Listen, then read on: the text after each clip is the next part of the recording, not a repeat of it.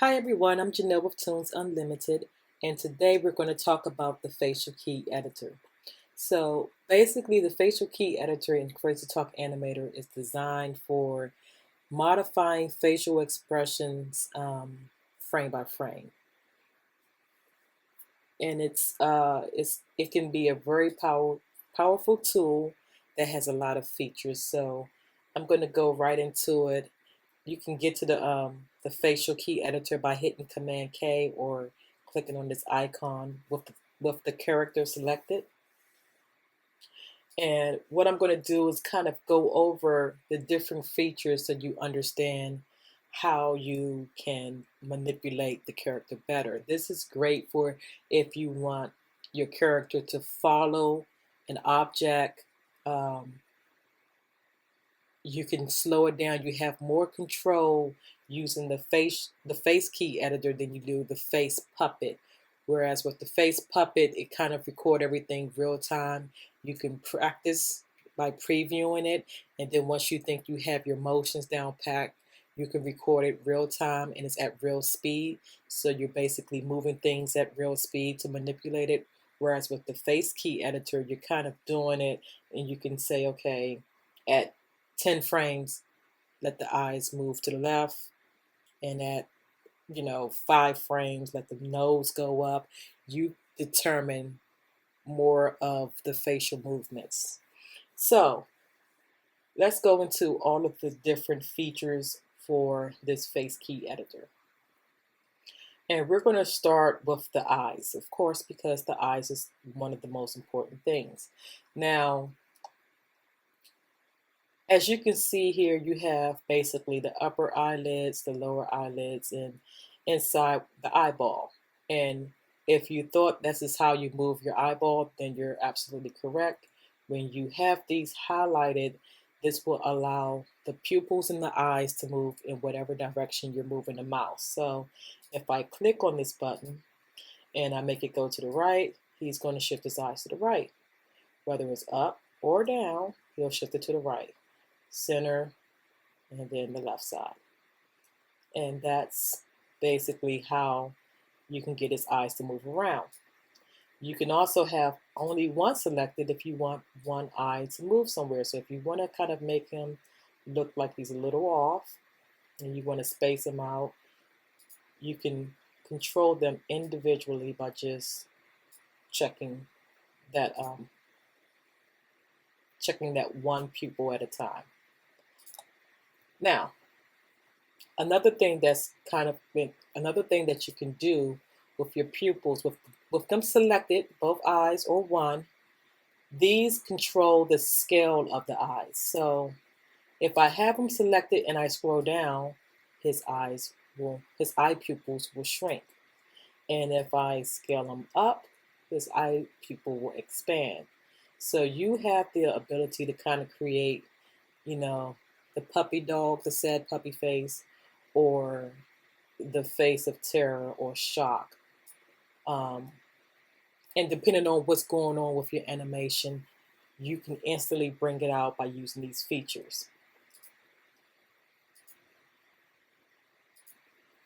Now, in addition to the eyelids moving, you have basically the lower part of your eye and the upper part of your eye. The lower part of your eye, if you have drawn your characters or if you're using some of Crazytalk Animator characters, each one of these features is kind of assigned a certain amount of sprites. And when you drew the characters, if say for example, let's see if we can go into it so it makes more sense. Say for example, if you look at size at number 12 is more of the lower part of the eyelids being raised up. Same thing with the sad one. Depending upon how you assigned your eyes, if you just drew eyes and you didn't care too much about whether it said sad, angry, or happy, any of those expressions, what ends up happening is some of the default animation that's programmed with the program the character will do expressions that you won't expect, because if you assigned mean eyes or angry or sad eyes to something that was really supposed to be assigned to happy, when you go to click on a pre-made animation of a face motion where the character is supposed to be happy, instead they're going to be angry or sad, because that's how you drew your character base up. So keep that in mind to kind of stay with the expressions that Reallusion has titled it, because that helps with their pre-made motions. It helps you get more out of your characters, especially if you're selling it in the marketplace, in the content store. So now that we understand how the sprites are swapping out, let's go back into it. And with these selected, you can see what is controlling. Let me clear out. Let me go back real quick, because I left this eyelid at sad. So let me get it back to normal. So as you can see, with both the lower part of the eyelid selected, when you go up, they're raising up. They're switching to that eye sprite. And the same can be said for the upper portion of your eyelids being selected. When you go down, he's blinking. So those are being controlled by those features, and you can combine them. You can have both of these checked, and it goes down, he blinks, or he's raising them up. So this is how you can have multiple ones checked, and they're designed to do different things. And you can play around with them, because sometimes they're assigned to multiple sprites, but in this case, these two are assigned to those basic features. Now, the one in the middle is supposed to just close the eye, and it stays closed. It doesn't move at all. You can just close the eyes. When you have this one checked, it will modify your eyebrows. And as you can see, it switches to several of them. And depending on where you have the mouse located, if you have it more so in the middle and you go down, he's kind of got his more like his sad or upset eyes going on. And if you have him go up, you'll keep them kind of close together. So that's just going to be in control with that particular feature. The one up top is more of your shock type expressions. And it does too. As you see, if you scroll up, you have this version. You scroll down, you have this version. So that's what's being controlled with that one. Now, the reason why, let me go back to the default. Now, the reason why I select this particular character is because, unlike Reallusion's default characters that come with the application, there's actually sprites set up for the nose, and I actually drew this character with additional nose expressions. So him raising it up, you can see he's kind of like he's sniffing. That's one side of the nostril. And 9 times out of 10, I actually did them backwards, but as you can see, he's sniffing with the other side of the nostril. And probably together, it's just whatever one beats the other one. But if you wanted to control one nostril as if he was sniffing, now you can do it. You understand now that controls that piece. Now this here, right in the middle, will control his nose flaring up and down. So this is more like the angry flare that somebody would make when they cringe their nose up when they're upset. And of course, it goes better if you have the mouth expression and stuff to match. But right now, we're just focusing solely on the nose. And in addition to that, I'm not sure if you're noticing, but the eyes are squinching up. The eyebrows are coming together. All of that to pull that particular emotion So keep those things in mind when you're dealing with rigging a facial expression and you want him to do certain things. Each one of these features control different stuff. So now everything down here is related to the mouth. Um, this is supposed to be designed, of course, to bring out the left side of the mouth. So let's see. As you can see, it has a couple of sprites associated with it, whether you're going up or down. And the same can be said for this one. It's got a couple of them associated with it. And each one will vary from character to character because each character have different mouth expressions. Down here below, this is usually for expressions that have a wider mouth. So there we go. So if you're playing around with it, you can see his mouth drops all the way down, more like he's shocked.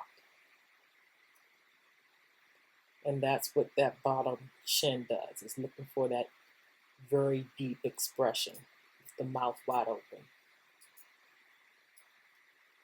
So each one of these do different things. This is kind of all different expressions in the middle. And if you want to have them all working together, it will just pull randomly different expressions depending on where you have your mouse located. It will combine all the available sprites that all of these features have in them. Now, I'm not going to really get into the face key details too much, mainly because they behave one way as a regular G2 character. I mean, yes, they behave one way as a regular G2 character, but if you start going to the G2 plus characters, they behave completely different. So for those people who have the Crazytalk Animator 2, everything that I've just shown you works exactly the same for Crazytalk Animator 2 and 3. But if you upgrade your face of your character to a G2 plus, they start to do different things. There's a couple of more things I wanted to cover with this piece. So we've covered everything in the face, and now I want to talk about the last two pieces on the left side. This here is just kind of to reset everything. It clears everything out. But and that when I say clear, if you have everything, all of these buttons selected, and you're like, man, I don't want to uncheck all of this stuff, hit this, it clears everything off. So the last two pieces, and these are very powerful pieces, this involves you moving the head more like a 3D. And I want to show you something. If you're moving it like this, it looks really flat. He looks really bizarre. But you can change the depth of your character. And I'm going to show you real quick by first getting this back to default and going out. I'm going to go into the composer mode. And I'm going to show you where you make your modifications. So let me just zoom him in a little bit. And to be honest, you really don't need to see him. What you need to see is when you select the character, face depth up here at the top. This determines how much depth your face is going to have. If you put it at the far extreme, which is 9, and you go to preview it, yeah, he's looking around, but the pieces is kind of separated, and depending on what you're doing, it's not going to look that well. It all depends on your character. In this case, he's got a whole lot of facial hair. You want to kind of keep things intact, but you clearly see how the 3D depth is more apparent in this form. So I'm going to stop it, and I'm going to put it more at like in between about a 4 and a 5. I'll try a 5. And we're going to preview it, and it looks more subtle, more put together. So now that we have our face depth on 5, we're going to go back out, and we're going to go back into the motion key editor. Now this time, I'm going to have him look, and now he can look up and down. And what's cool about it, you see more of this guy's body as he's scrolling. And again, if this depth is not working for you, play around with those numbers until you get that feel that you're looking at. Now, here's what I want to show you. Notice how now notice down here how it looks like his beard is cut off. Most characters don't have a long beard like this particular character, but if you see stuff like that and you're saying, hey, it just cuts off, it looks weird, that is because that's related to the joint mask. You can go up here while you're still on the stage and go to Runtime Composer. And let's just hide the bones real quick. Get to the body, get to the head, and look at the joint mass. As you can see, it's stopping exactly where you're seeing the cutoff at. Just extend it and you'll get all of that motion. So you can extend it and go back out. And when we go back into the motion key editor now, he has that full motion. So you can make him nod and look different directions. Make him like he's looking up. It's up to you. Now, here's where it gets a little cool. I'm going to keep this going. And actually, I'm going to uncheck this real quick. The head rotation is exactly what it says. You can rotate to the right, or you can rotate to the left.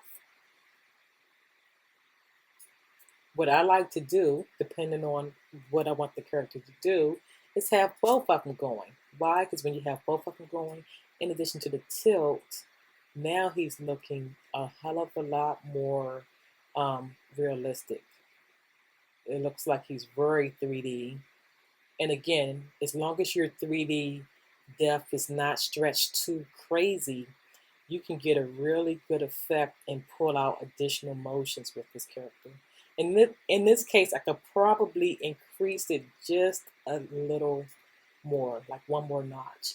Now, if we select the eye pupils, now he can look and go to the same direction, whether he's going up or down. So you really can see how using the facial key editor can give you the opportunity to really bring out your character's emotions the way you want to do it.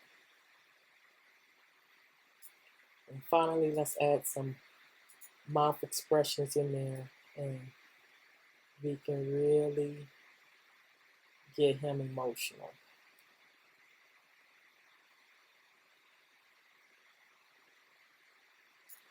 So, if you haven't realized, hitting the default key brings him back to his original state. And once again, hitting the clear key takes away all the features you have highlighted on the screen.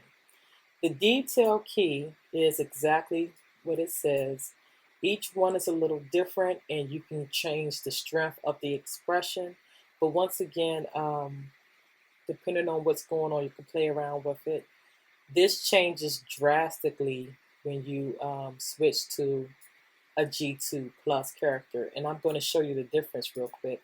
The only thing about it, once you switch to a G2 plus character, you can't revert back. I mean, if you save this character as a regular G2 and then you go into it, create a G2 plus, and then save it to have two separate versions, that's great. But just remember, once you go G2 plus and you save it, if you don't have another copy, you lose the original formatting, which could be a good or bad thing for you.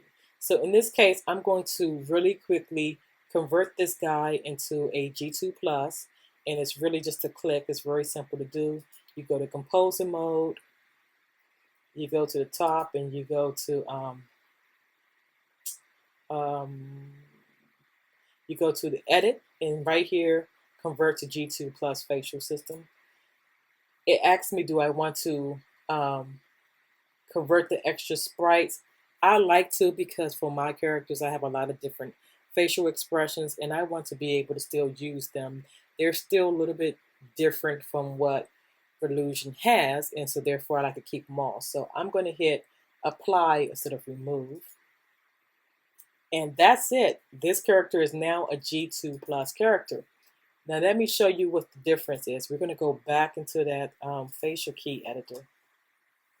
And you know how when he would raise his eyelids, if I hit the bottom here, his eyes will go more into like a smiling face. Well, now you see the eyelids just raise. It shows more of the skin. And that is a very clean animation. It's very nice. It looks really well. I can't complain about it. And so you get to play around and see now with some of these nose and let me check that. You can play around all over again and see what it does to some of these expressions because they change now. Instead of switching out, they kind of morph. And it's more subtle, it's more natural looking, and that's why people love it. Same thing with like the eyebrows. Um, you know, you can just make them do its own little thing. Now they're sliding up and down. And that's when these features behave a little differently. So that's why I said play around with the different features. They are they're labeled quite accurately, and you can control how strong.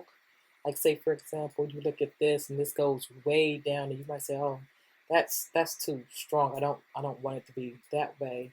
You can turn it down, and you say, for him, I want it to stop right about there. That's like a 39, or you do it even 40. And now when I play around with this, it won't move down all the way into his pupil. It stays more within the range that I think that eyebrow should behave. So you can go through and you can really fine tweak these the way you want to do it. So this is basically the different stuff. Now, I will say, and this is another thing to take into consideration, the only thing with G2 Plus facial features, especially like your mouth and depending on how you draw at your nose, is all it knows is that, hey, this is a regular mouth expression. Well, my character, for example, has a beard. And so when it morphs, it may not give the look that I want, you know, because it's thinking I should squeeze this to make a wide mouth. Well, you just squeeze my beard and now it just doesn't look the way I want it to look. So those are some of the things to take into consideration depending on what kind of character you have. What it's doing is taking the same face expression and manipulating it, but in my case, swapping out the mouth expressions is more efficient. So I hope you now have a better understanding of the facial key editor. And again, the whole goal is if you are, let's bring up the face key editor real quick. And the whole goal is, let's say, for example, we start a new clip and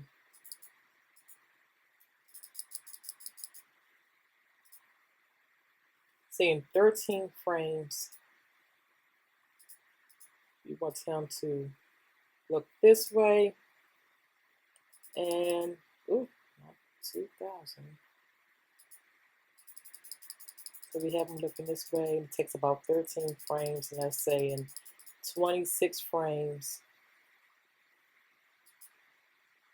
he's looking not too far out there. Let's see here. It's funny.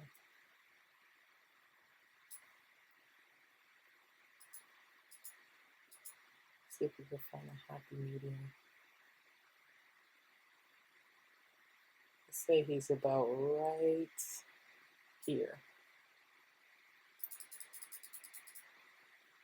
And let's say in between the 13 and the 15, I mean the 26, maybe at 20 frames, he's kind of down. When you play it out, he's kind of glancing up and down real quick. Now I could stretch it out because this is a clip that I just created. I can control the speed.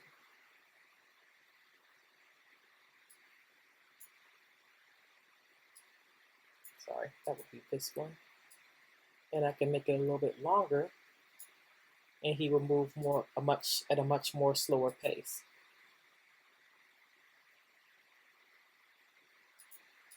And so I can break it up. You know, I can really manipulate that the way I want. So that's what you're going to get with the facial key editor.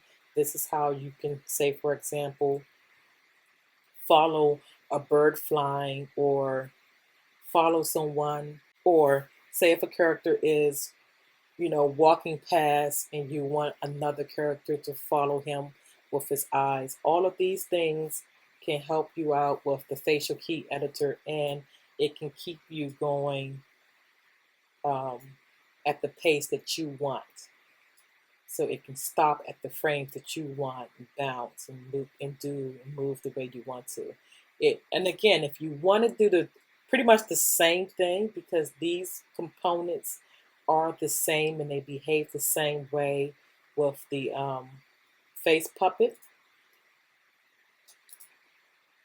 The difference is you cannot scale the eye pupils. You can't scale the pupils up and down and make them big or small in this particular motion, but you can do the rotation and the 3D effect, and you can control how you wanted to move. So I can hit the preview button and I can say, okay, when I hit my space button, I'm going left and I'm going right, and I can control that speed.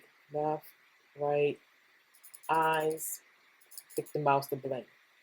I control that, and it will work the way I want it to work. So those are the different features that comes with both the face puppet and the face key editor. I hope all of this helps, and take care. Thank you for watching. Make sure to subscribe to my channel for new content every week. If you would like to purchase my product, head over to my store for characters, props, and scenes. If you enjoyed this video, here is a link to another video you might like from this channel. Thanks for joining, and take care.